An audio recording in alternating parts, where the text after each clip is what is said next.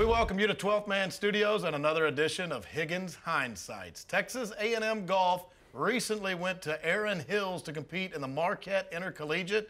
They came away with their third team title in 3 tournaments thus far this season, getting 2017-18 started pretty hot, Texas A&M Golf. We've got head coach, as always, JT Higgins with us, and Josh Gleege from Eagle, Idaho, one of his players. Again, 3 for 3 on tournaments already this fall. And JT, you know, you have confidence in your team, and expectations are always high with Texas A&M Golf. But could you have foreseen this start winning all of your first 3 tournaments? Considering I've never had a team win 3 in a row, no. You know, people think that, oh, 3-0, that's nice, but it's really not 3-0. I mean, we keep head-to-head. We're 43-0 right. On the season, and to win 3 tournaments in a row, it's pretty much unheard of. Me and assistant coach Brian Corton, we were talking about it earlier today. There hasn't, we can only think of 2 or 3 teams that have done it in our coaching careers. And you know, you just start getting in some pretty rarefied air, winning that many tournaments in a row. It's really hard to do in golf. You see it in the pro level. Guys don't win on the PGA Tour 3 weeks in a row. You know, it's just a game that doesn't really lend itself to that. So it's pretty remarkable what these guys have done so far. Mm-hmm. And Josh, we'll talk about the win in this most recent tournament, the Marquette Intercollegiate, in a second. But first, the experience. We know about Erin Hills. It just hosted a U.S. Open. Your thoughts on getting to play that course, what you saw from it?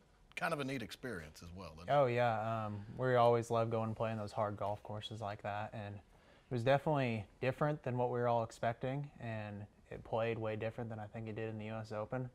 But it's always just fun to play really good tests of golf like that, and I think we all enjoyed it. It's 2 top 10 finishes in a row for you as an individual. What's been key in the last 2 tournaments? Honestly, I don't know. It's just kind of all the hard work, I guess, paying off and clicking at the right time, and just kind of been focusing on the team aspect more than anything, honestly, and just trying to help everybody out the best I can. And then my scores have been following that, and good finishes for me.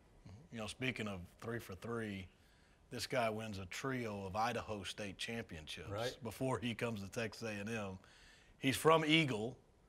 You once spent some time in Idaho in your past. I mean, you just had to get a guy from up there down here to A&M, didn't you, Yes, JT? I'm a proud graduate of Meridian High School, 1983. And I have some great friends that live in the same neighborhood as Josh that he started playing well, and I got a couple phone calls saying, hey, you need to check this guy out.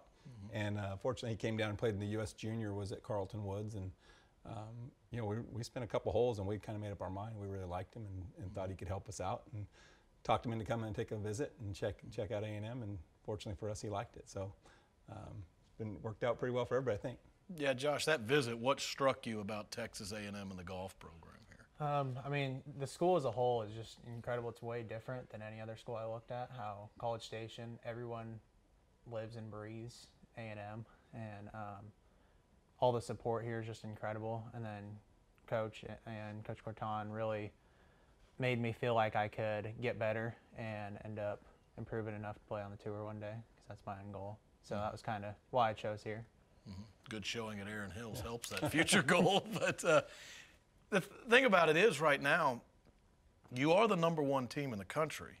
It's good. It's a good thing, but it comes with a lot. How do you handle that billing that you have, that maybe that target on your back, #1 team nationally? You know, we addressed it last week. You know, that expectations, you know, that they can harm you as much as help you, right? You don't want to change anything you're doing. You don't want to worry about things that are not in your control. Really just focus on the process. And I know that people get tired of hearing coaches say that, but we have a way that we prepare and that we go about things. The guys have a routine that they follow every day for practice. They have a routine when they go play in a tournament. When you get away from those things and you start trying to do things that are outside your comfort zone and worry about things that you can't control, that's when those expectations really start to have a negative effect on you. So we really just try to stick with exactly the same as we did the first 2 weeks. Go out and attack the golf course, stick to your game plan, stick to your routine and your process, and everything's going to work out fine. We try not to worry about the results. We try not to worry about the scores. If you're doing everything right, those things take care of themselves. We've got good players. They're talented. They work hard. All of that should work out in the end if we're doing everything right along the way. We kind of joked before we started, you've conquered Big Ten country. You've won 3 tournaments in Wisconsin, Illinois, then back to Wisconsin. You're heading back down south next. You'll go to Alpharetta, Georgia for the golf club tournament there. Final competition of the fall. Right. What do you look forward to? Well, the thing, it's going to be the best field we face, believe it or not. Olympia Fields was fantastic, but you've got the defending national champs, Oklahoma, who just won a big tournament up in Oregon. They're going to be there along with everybody else. You know, a lot of the SEC, a lot of the ACC, and Big 12. Kind of the best of the best from our part of the country will be there. So it's a test. We go every year.